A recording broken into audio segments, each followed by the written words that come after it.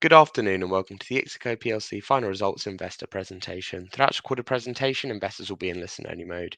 Questions are encouraged and they can be submitted at any time via the Q&A tab situated in the right corner of your screen. Simply type in your questions and press send. The company may not be in a position to answer every question it receives during the meeting itself. However, the company can review all the questions submitted today and publish responses where it's appropriate to do so. Before we begin, I'd like to submit the following poll. And I'd now like to hand you over to CEO Bram Gordon. Good afternoon to you, sir. Thank you very much and welcome everyone. Thanks for taking the time to come to this webinar and listen to our 2024 results. I should probably quickly introduce myself first. I'm a new face, I think, to quite a few of you who've been following IXICO. My name is Bram Gordon. I joined IXICO over the summer, so a few months ago. If you look at my background, for which we have a slide that I will briefly go over, I started my career in pharma at the likes of Eli Lilly and UCB, names which you may hear us mention in the future as well, because they're very much active in this neurology space that we are active at as IXICO, and so those are our customers. And I then moved to more the precision medicine area, where I managed platforms not unlike the one which we are managing at IXICO to help inform biomarker research for pharma companies and help those platforms also go public, which I did with a Swiss startup called Sophia Genetics at the NASDAQ, and Foundation Medicine, which was acquired by Roche. I've been hired to IXICO in order to obviously help the company scale further, do a trend reversal, which we will be discussing today, and also really look at other revenue areas that we believe our platform, which has been completely revamped, can access. I'm joined today by Grant Nash, who probably is a little bit more familiar to those who know IXICO as the CFO and Chief Operating Officer also of the company. And so I'm delighted to have him be part of this. With that, let me maybe introduce in a few slides who we are, and how I see the company now a few months in. From there, Grant will take you through the financials for 2024, and especially also how the second half of 2024 translates into renewed momentum, which we continue in 2025. And then I'll talk a little bit about some of the strategic drivers following a recent capital raise, which maybe some of you have been part of or have been following, and which obviously now fuel this renewed growth trajectory that we're on. So with that, let me first talk a little bit about the track record of IXICO. As you see, 15-year, we're actually going close on 20-year. We will be celebrating that very soon. A company that very much came out of London academia, but which of course now, since quite a while already, is operating globally as a commercial player. And you see some of the statistics there, managing 1,250 imaging centers. These are not our centers, but these are preferred sites we work with as a clinical research organization. 9,000 patients in supported trials, 250,000 imaging scans. And then I think important as well, if you look at the right of this slide, 25 studies across 18 clients. And those clients are biotechs and big pharma. So what we do is, in a nutshell, informing those clients about critical decisions they're making about their development programs. When we talk about their development programs, we mean molecules, drugs that they are bringing to market. As they bring these drugs to market, they obviously do clinical trials. These clinical trials will start in phase 1 all the way to phase 3, and eventually, hopefully, an approval for patients. And during these trials, they look at endpoints which are going to be around safety, around clinical efficacy. But these days, luckily, we can actually go and measure in the brain what the activity is. We do that through MRI scans, through PET scans, probably some of these radiology techniques that you may have heard of in general in the hospitals. And we actually ingest data coming out of these scans to inform what is actually happening in the brain. What do we actually see in terms of effects that the drugs have or have not in specific areas of the brain? We do that specifically in disease areas such as Alzheimer's disease, Parkinson's disease, and also Huntington's disease and rare diseases, where we've got a very dominant market position. and we'll talk a little bit more about that. And so really, we feed back these analytics together with clinical research organizations such as ourselves to the pharma companies that then can take decisions on furthering their drugs through their pipeline. The way we do this, and this is a bit of a busy slide, is through our platform and of course through our organization and our team of experts. The platform basically consists of two main elements. You see this top part here, which we call our backbone, TT, Trial Tracker, of which we have just launched a brand new version, TTNX, next generation. The backbone is really about ingesting those data in a manner which, from a regulatory perspective, from a quality perspective, from a cybersecurity perspective, guarantees that patient data are treated in the way that clinical trials are expected to treat those data, which all goes through the cloud, as you can imagine now these days, from the sites. The magic, if you wish, happens much more in the bottom of this slide, which is that orange box. That is where we equip our platform with algorithms, with technical plugins, as we call them, that will actually be programmed to go after specific biomarker research in specific disease areas. Say, for example, going after inflammation biomarkers in Alzheimer's disease. And so at the end of the day, to make a difference in this space, obviously you need to be an end-to-end clinical research organization, which is what we are. And so we're a fee-for-service business. But you also need to make sure that you've got a state-of-the-art platform, which obviously after 15 years, we have been evolving. And I would argue in 2024 really have also been going through sort of a big change here, leapfrogging some of the technology, and I'll come back to that. If you look at 2024 in a nutshell, again, we'll come back to financials in a minute. It was a slow start, which I think is the least we can say. It was an H1 which was below expectations. And so you see that here actually at the beginning of this timeline where the company made a few deals, but we could not report any material deals. But at the same time, I think the company also, with sort of a view on longer term growth, started to make some changes. And you see that at the bottom here, where we've actually welcomed a new non-executive director with Dipti Amin, who joined us as an executive or an ex-executive from IQVIA. You also see that under the leadership of Grant, actually, and of course also my predecessor, some restructuring happened and some further cost efficiencies happened, which downsized the organization slightly. We're now, of course, back into a growth mode, and I'll show you how we are actually onboarding new people with different profiles into the company. Mark, who was already part of the board, became chairman of the board, which I think is actually a great addition for us as well. Mark, who's himself also the CEO of Deep Matter, and so very much a sparring partner. You see that I myself joined sort of in the latter part of the year and also initiated a capital raise, which we will come back to. The second half of the year, though, really also presented a change. At the first place, because of the fact that we did go live with this revamped backbone of our platform, TTNX, which has been a big change. It's basically onboarding new customers now on this platform, making sure that everything works and is put in place. So this is something that has required an enormous effort.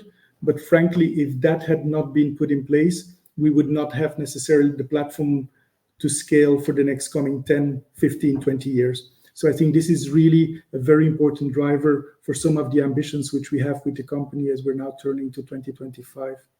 As you then go further on this timeline, you see that we made some deals in order to further equip that platform. For example, IMECA, as I mentioned, is around inflammation in Alzheimer's disease. Life Molecular is about PET tracers, which actually allows our company to not only position ourselves as MRI experts, which is very much how we're seen, but also as PET experts, which is going to be important in disease areas such as Parkinson's disease, for example. And then you see that towards the end of the fiscal year, we actually landed some very important deals in the areas of Alzheimer's disease, Parkinson, Huntington's disease, which is very much our bread and butter, I would say. And so that actually allowed us at the end of the day to end with an order book of 15.3 million, which is an increase compared to 2023. So that's a good sign. But I think more importantly, you see that it actually was a massive increase compared to where we were in the middle of the year with 12.7 million. As I mentioned, towards the end of the year, we reached out to the market for a capital raise, and we're very happy to report that this was actually a twice oversubscribed raise, which we sort of capped at the top end of what we endeavored to collect. Maybe one last word. I'm not going to read everything on this slide here. I already explained you what my background is. You can read it here as well. I mentioned Dipti coming from IQVIA and then Mark. So within the executive and the non-executive team, you've got quite a few changes there, with the exception, I would say, of Grant, who very much actually has been, I would say, the leading man throughout 2024. And also Robin, who's not joining today, but who is our Chief Scientific Officer and is very much the mastermind behind the scientific platform. So with that, I'm going to hand it over to Grant to take you through some of the details of our financials. Thank you, Bram, and good afternoon, good evening, good morning to wherever you are in the world, to you all today. For the financial results, I'm going to present 4 slides. I'm going to firstly present on the financial results, the financial performance for 2024, then a slide on our financial position and the impact looking forward. And then I've got a couple of slides on our order book to give you perspective of how that's made up and how that positions us as we look forwards. So our first slide is on financial performance, and the headline here is that across the KPIs of revenues, gross margin, EBITDA, we outperformed the market expectation in each of those areas in the year. So that's a positively reporting that. And I think the key message is that despite some significant headwinds across 2023 and certainly the first half of 2024, we've done a good job of managing our costs. We took some difficult decisions in the first half of the year, but then made sure we were still able to execute and leverage the opportunities that arose as we went into the second half of the year, and that can be seen in these financials. To start on the left with revenues, we delivered 5.8 million of revenues in the year. That was split 2.5 million in the first half, but then a strong 27% increase on that in the second half, with 3.3 million of revenues being delivered. That was driven by very strong contract bookings in the second half of the year. In total for the year, we booked 8.9 million in new contracts, but the bulk of that, almost 90% of that, was actually signed in the second half, showing that recovery in the market and our opportunity to leverage that. As you look to the middle graph, the gross margin, you can see that we held our gross margin steady in the high 40%, with 47% reported, again ahead of market expectations. As a reminder, our gross margin is a function of 3 elements: revenues, which obviously came down a bit in the year, then trials mix. As a reminder to those who've listened to us before, or for those who haven't heard us before, we have the mix of revenues that we report will drive the margin. So if we have a tendency to have an order book of earlier phase trials, they tend to have lower analysis components and tend to be lower margin. If we have more later phase trials, they tend to have higher analysis components, which is very profitable for us and therefore tends to drive higher margins. This year we've had mainly early phase trials, so that's something we've managed. But the key thing for us this year was cost management. We managed our costs very carefully. In the first half of the year, we did 40% gross margin. As revenues recovered and as we made those restructures in our cost base, that improved significantly in the second half, such that by the end of the year, we were over 50% gross margin for the second half of the year. And that flows through into EBITDA, as you can see on the right. A couple of key things I want to draw out here. Firstly, our EBITDA of 1.7 million was a couple of 100,000 better than market expectations, which were at 1.9. And again, the 2 half years were very stark.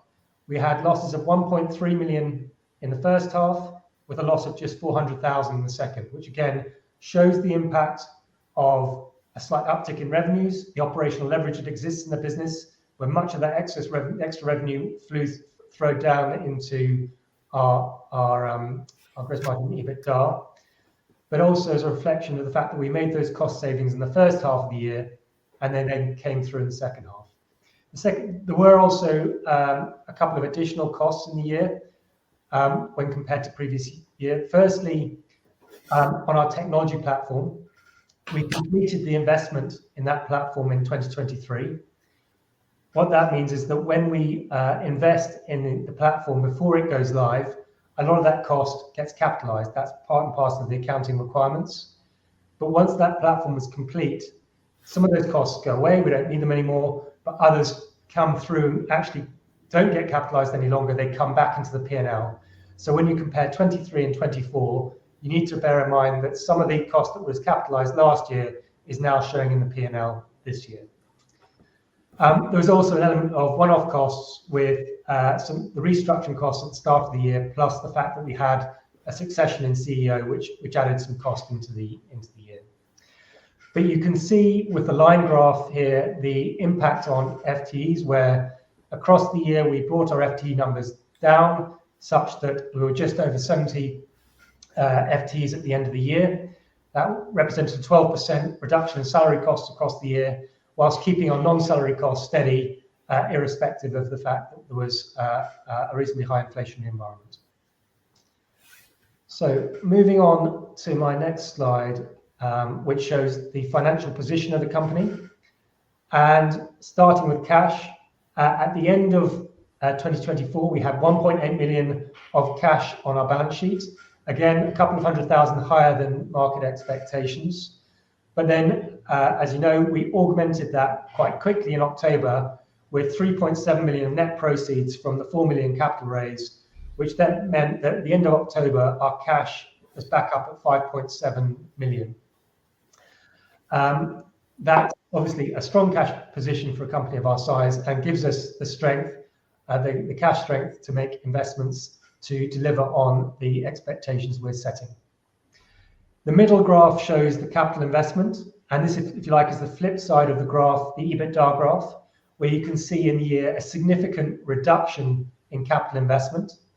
That is because our next generation trial tracker platform is now complete, is now being used on client trials, and therefore the capitalization of that cost has fallen right away. Some of that cost going into the P&L, as you saw, and some of that cost has gone. And why that is particularly important is because this means that significant investment in technology we needed to make as a company is complete. We have an absolutely cutting edge platform that gives us huge potential going forward, which we have yet to access the value of, or we're only just starting to access the value of. Our ability to incrementally improve that and differentiate our analytical capabilities on this platform is now low cost, tens of thousands of pounds rather than hundreds of thousands. So we're in a strong position here to go forward, having made the big investment that we needed to make. And then for completeness on the right, we show our net asset position, 9.5 million net assets at the end of the year, made up of the 6.7 million of the asset value of our platform, our technology and scientific platform, plus working capital of 2.8 million, which then immediately after the year end, we augmented with that 3.7 million of net proceeds from the raise. Again, just to highlight, we are debt free with very low long-term liabilities of just 200,000. So a strong balance sheet for a company of our size and a robust position from which to move the company back to growth. And then to talk about the opportunities for growth and specifically how the order book reflects that. This slide again is one that we show regularly at these presentations. And the good news here is that the order book increased in the year from 14.8 million at the end of the prior year up to 15.3 million. As Bram already mentioned, that was actually even starker an increase from the half year, where we're at 12.7, 20% increase since then, bringing us back up to 15.3 million of order book, which reflects those strong contract bookings in the second half of the year. Also, as we look forward, in terms of the market expectation for revenues for this year currently in the market, over 75% of those revenues are already contracted in our order book at the end of the last year. So we are well positioned to deliver on those expectations. With a fair wind, we'll hit those and surpass them. So that's obviously what we're looking to do. On the right of this slide, we have the movement between the order book at the end of the prior year, 14.8 million, and the end of this year, 15.3. You can see the 5.8 million of revenues that we recognized. You can see the 8.9 million of new contracts that we won. Those contracts made up of new contracts with 11 clients, and also contract extensions with 15 clients. And it's worth pointing out that that shows that when we sign a contract, there is still opportunity for that contract to increase in value.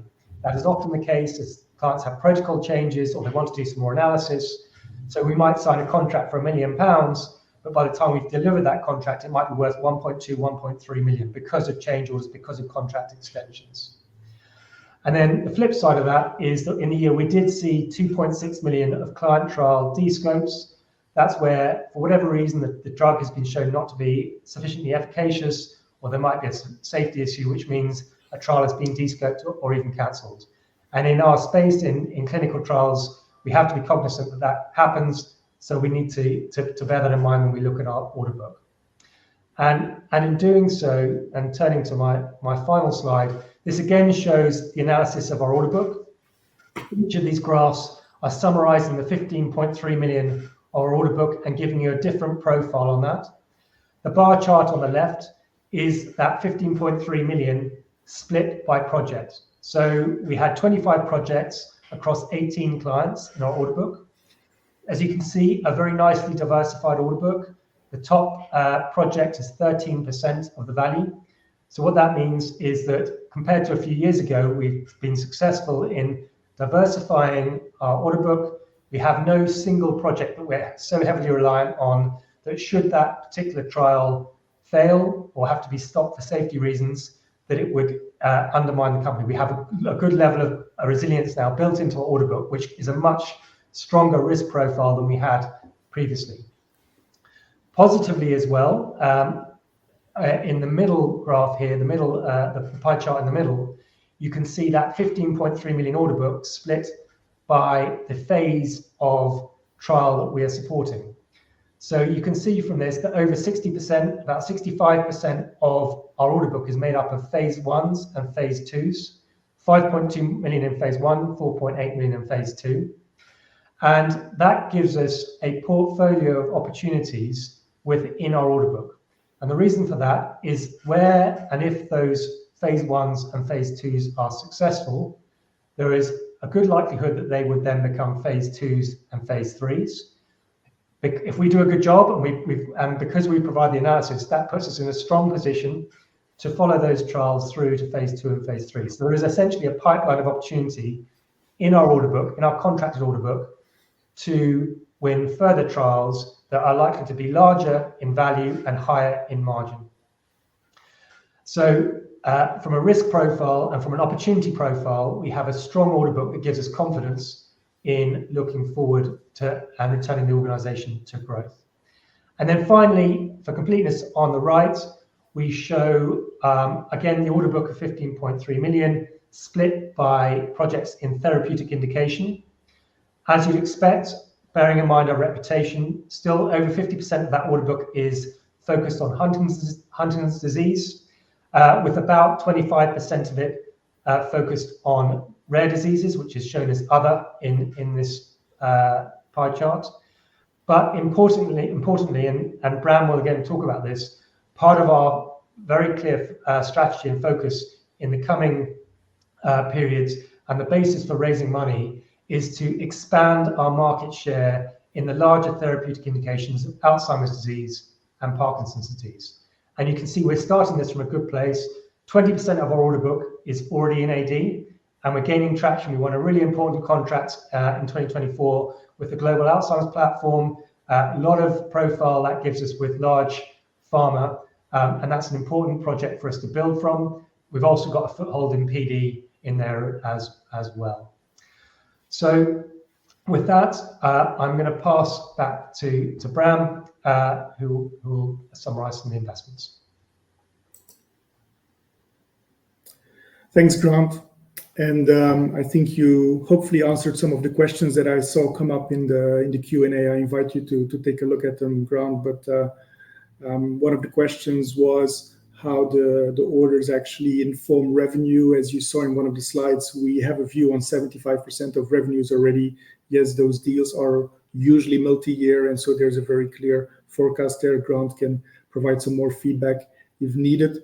I think another question which I want to answer now as well is that there is a 10 million British pound top line ambition in the near term, and whether we can achieve that based on Huntington's disease or whether we should expect other disease areas. I think by now, and I will actually expand on that a little bit, you will have heard that it is indeed about expanding into other disease areas, which is very much ongoing already. And I'll show you actually on a slide with some numbers also why that is so important.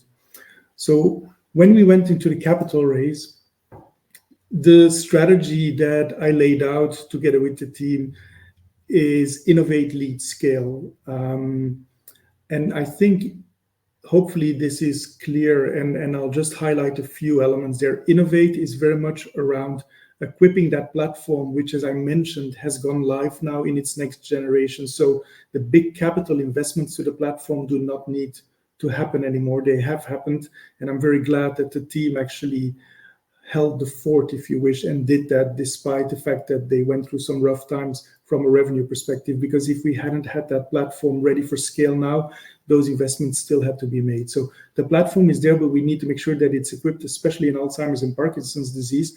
And on the next slide, I'll show you that we actually picked some very specific scientific themes where we know we will be able to differentiate ourselves.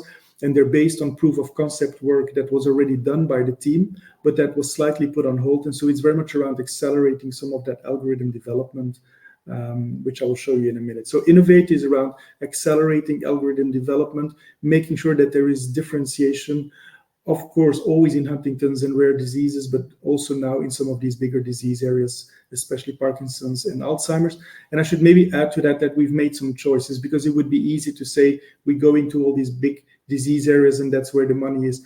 One of the bigger disease areas, for example, is also multiple sclerosis, where very much through MRI and PET technology, you can make an impact. But we also think that it's a bit of a heavier lift for our platform to really make that differentiation. So we've chosen Alzheimer's and Parkinson's specifically because we know they're very adjacent and we already have a foothold there.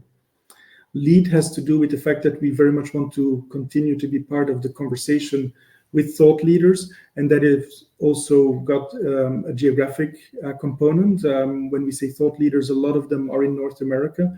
And so we're actually in the process of hiring some medical affairs personnel to help Robin, our CSO, CMO, our Chief Medical Officer, to really make sure that we're on stage, that we can further also talk about those algorithms and that we're part of the development of the next generation biomarkers.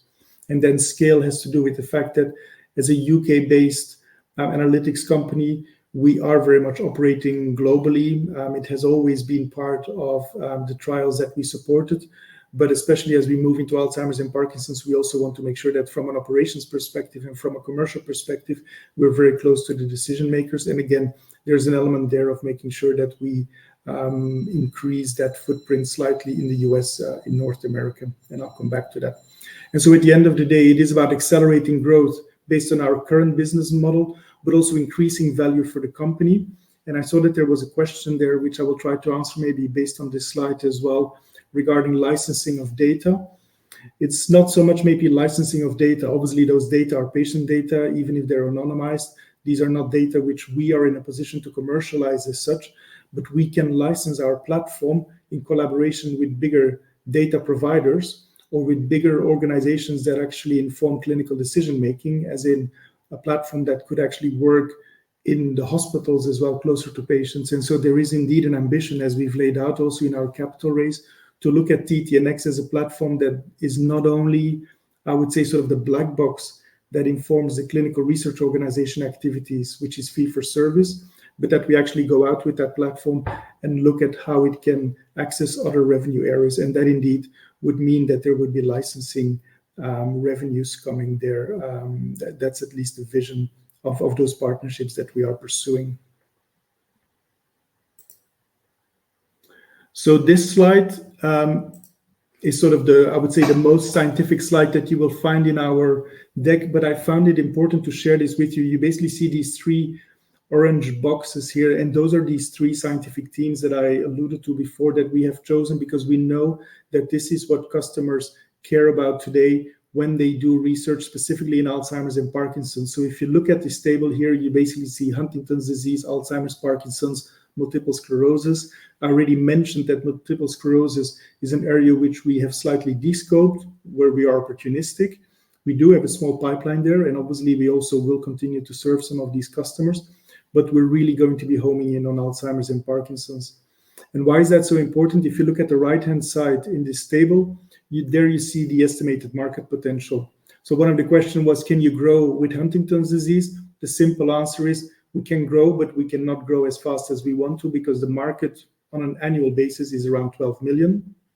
And we already own around 80, that is 80% of that market. And so you see that also translated there in a pipeline, which we have for the upcoming 12 months or 18 months, sorry, of 8 million. But of course, if we now go into Alzheimer's and Parkinson's, you see that these market sizes become much more considerable. And you also see, as Grant already mentioned, that we do have a pipeline there of existing opportunities. Some of them are based on the order book because we have landed, especially Alzheimer's disease projects. Some of them are opportunities in the pipeline. And as I mentioned before, I think the pipeline at the moment consists for 45% of Alzheimer's and Parkinson's opportunities, of which 50% is considered mid to late stage. And hopefully that answers a bit the question of when can we sort of see the next deals coming in. I obviously intend to bring this to market as soon as we've got signatures on the dotted line. But what I can tell you is at the moment that we've got this sort of couple of dozen material opportunities where around half of them are Alzheimer's and Parkinson's.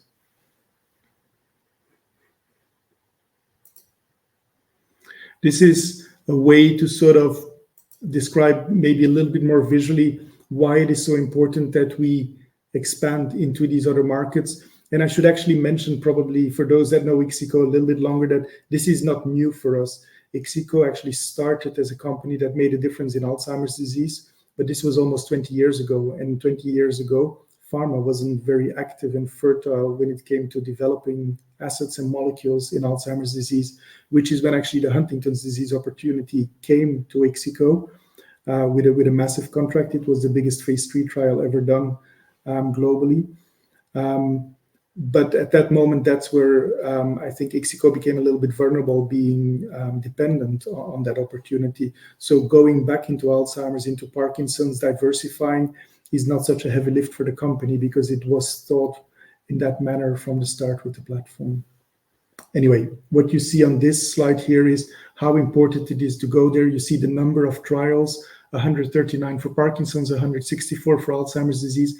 And you also see how they're distributed around phase 1, phase 2, phase 3, where we know that phase 2, which is really our sweet spot, but definitely also phase 3 are high value and high margin opportunities.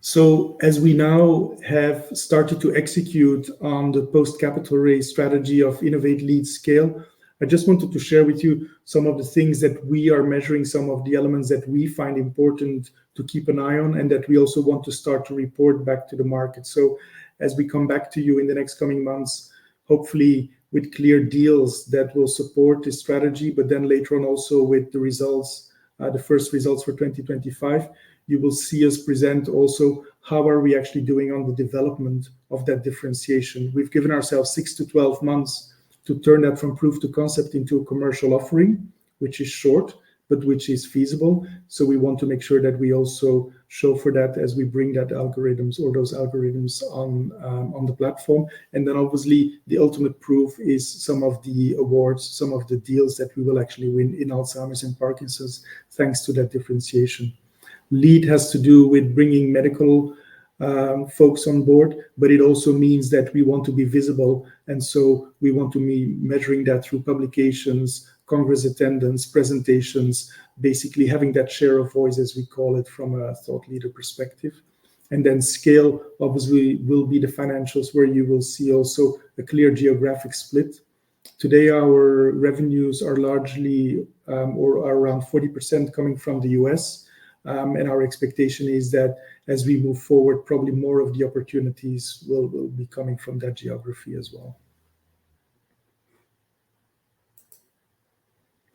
I did want to take a moment. I will probably not be sharing my org chart with you every time.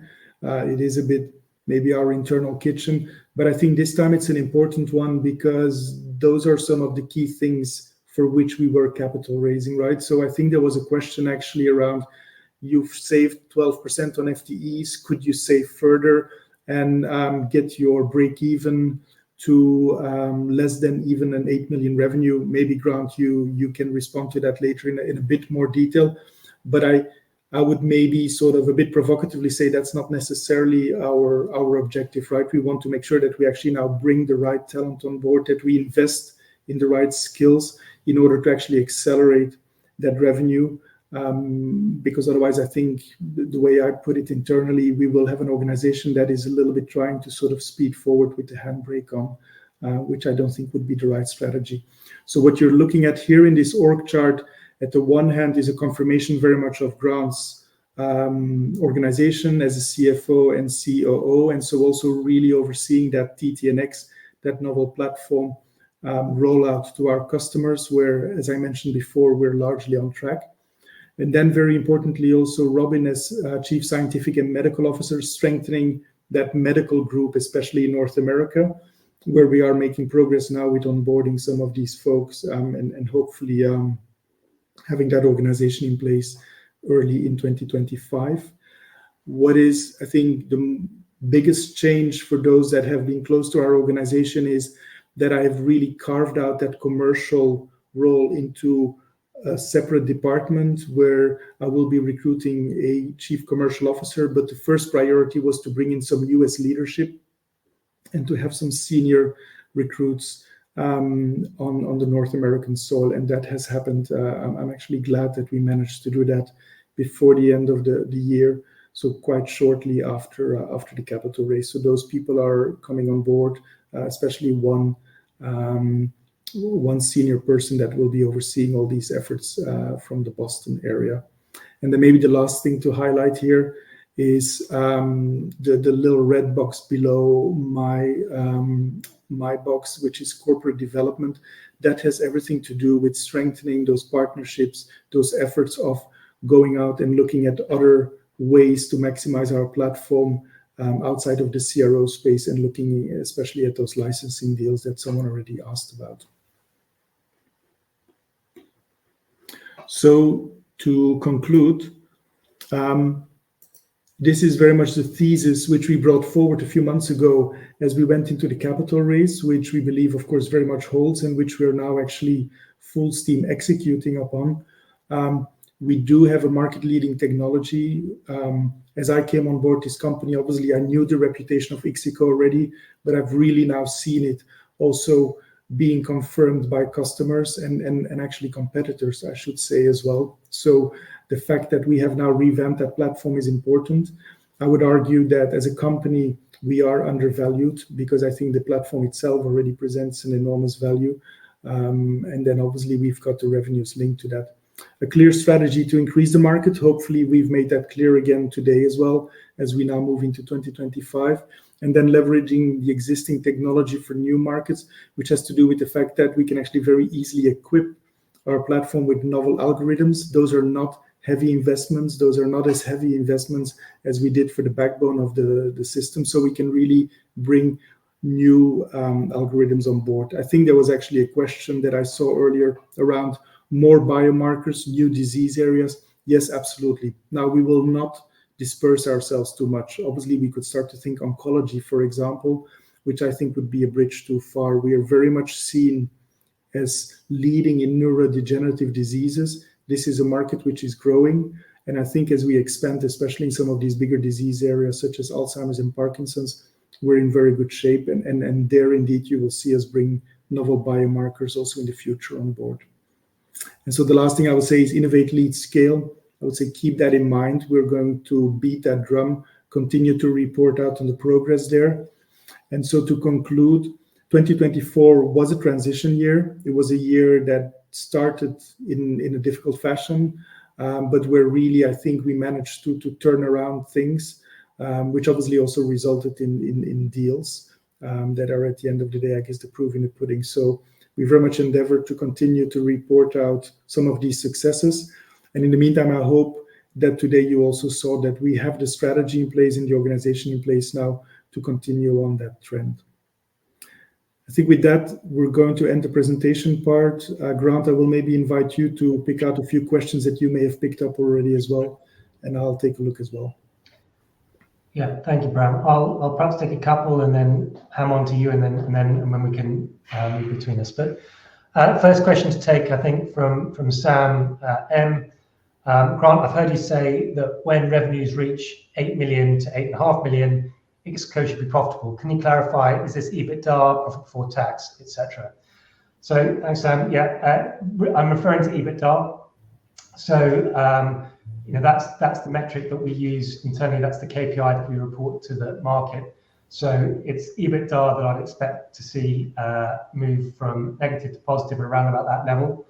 And again, just to highlight the operating leverage that exists in the business. So once we start to see revenues above that, we should see our EBITDA number increase quite quickly, because essentially we are operating slightly subscale at the moment. Our relative fixed costs are higher than they would be possibly for another organization. But as we see those revenue volumes come back through, a significant portion of those extra revenues falls through gross margins, falls to EBITDA. And that's why we have confidence in that number. Second question from Sam. You mentioned that there is upside from existing phase 2 trials potentially becoming phase 3. Slide 12, which I can go back to just so everyone can see it, showed 2.9 million of the order book is from 5 phase 3 projects. What sort of contracts are these with such low average values? So the key thing to remember here is that this is an order book at a point in time. So these are ongoing long-term projects that we're delivering. So the value of 2.9 is what's left, if you like, of those phase 3 projects in the order book. It's not the original total value of those phase 3 projects. So it's a time set, it's a point in time where we are on those particular projects.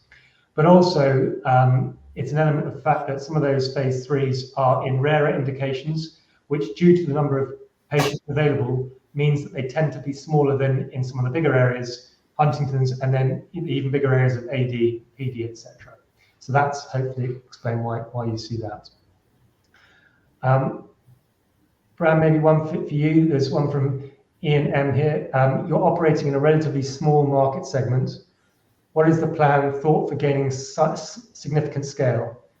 Would you be better as part of a larger group rather than independent?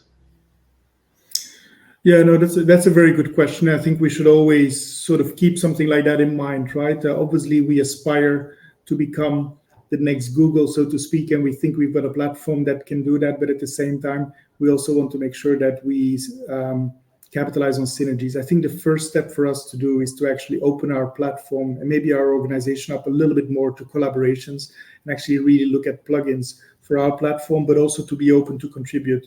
So in the midterm, as we've laid it out in the capital raise, we definitely want to be reaching out more into sort of our ecosystem of providers.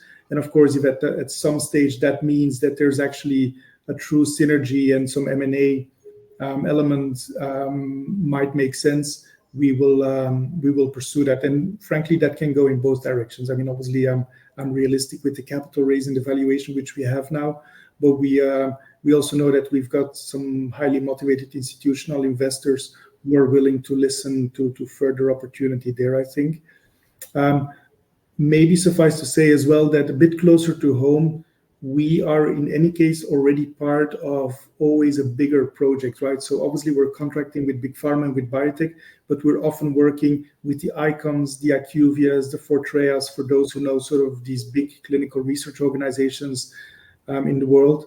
And so getting good agreements and getting preferred vendor relations with them will already be a big boost as well. So I think the mantra is definitely more collaboration, more synergies. Whether that will pan out at some stage at sort of a bigger collaboration, that remains to be seen. I think it is very early to say that. I will maybe, if I can, take some of the, can I call them fun questions? I don't know if they're fun, but there is, I think the first question was around whether the Trump presidency will have an impact. I think another one was about UK budget. I'll be quite short, of course, but I think without going into politics, I lived in the US during the first Trump presidency, and I know that it didn't have any negative impact on pharma research. Traditionally, pharma actually supports a Republican government, and a Republican government often is somewhat better for pharma budgets, I would say. But I think sort of keeping sort of these generalities apart, we are very much operating in an area. If I was, for example, a vaccine business today, I would maybe be a little bit more worried. But as we're operating the CNS space, I've seen sort of the moonshot program from the White House survive for several decades now, regardless of the presidency. So I'm very confident that we will see continued growth. In terms of the UK budget, I'm not sure if that question was towards sort of the AIM market and investment or whether it's the healthcare budget. I'll maybe take the latter, as I think that's an important one. There is an element of who is going to fund Alzheimer treatments, Parkinson's treatments as they gain momentum now. I mean, you may have seen indeed that thankfully there are approvals of drugs in Alzheimer's disease, specifically from companies such as Biogen and Lilly, for example. And so the MHRA has approved those drugs, which is actually a bold decision. Europe isn't at that stage yet. But NICE hasn't decided to reimburse those yet, because obviously there is a fear that there will be a tsunami of expenses there for patients who might not necessarily all benefit. But I think that's where we come in again. When you talk about post-marketing surveillance, which is an additional market that I'm sure will be created now, which very much exists already in the oncology space, for example, we're talking about identifying patients based on biomarkers that will be eligible for reimbursement or that have to be monitored for safety and efficacy parameters. And that will at the end actually also inform whether a reimbursed product can come to market. Maybe I can add to that as well, Bram, in terms of the UK budget, because obviously one other thing that came up in the UK budget was the increase in employer NI. That, of course, will impact us. Like every company, we expect that about 100,000 of extra costs will come into the business a year off the back of that, because we are an employee-based business, a people-based business. So we expect to see that. And, of course, there's also the fact that the AIM market, as Bram, you mentioned, now it does attract some long-term IHT tax, but I think the market itself was fearing that it might be worse. So in many ways, I think AIM was relatively pleased that it wasn't worse than it turned out to be.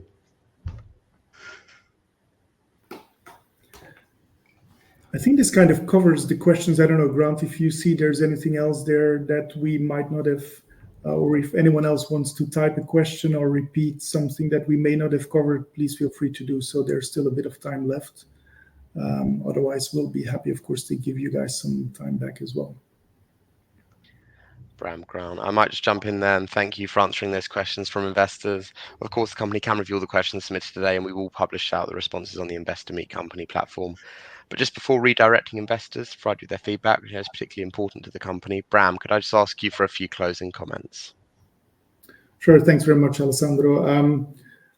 Hopefully, we've been very clear today that what happened at the end of 2024 is very much a first signal of what we expect to continue in 2025 and to accelerate. And that's also why we did the capital raise. The capital raise was not to fill our coffers, but was very much to invest in areas where we know that acceleration needs to happen. It's expanding the size of the market in which we play, which is vital, and then you've seen that. But we're building on something that we already have. So I think in the short term, we very much built on a trend that has already started. In the midterm, I'm excited to say that we are really going to explore what our platform can do in other areas as well. And I think that is a new area for the company. It is not new for me, which is why I feel very confident that this can be done. And obviously, we will make sure that we continue to report out to you, and you'll be the judges of that progress. So with that, thank you very much, both from Grant and myself, to everyone who dialed in and listened to us. And we look forward to reporting to you in the future. Take care. Brown, Grant, thank you once again for updating investors today. Could I please ask investors not to close this session, as you'll now be automatically redirected to provide your feedback in order that the management team can better understand your views and expectations. This will only take a few moments to complete, but I'm sure will be greatly valued by the company. On behalf of the management team of IXICO PLC, we'd like to thank you for attending today's presentation, and good afternoon to you all.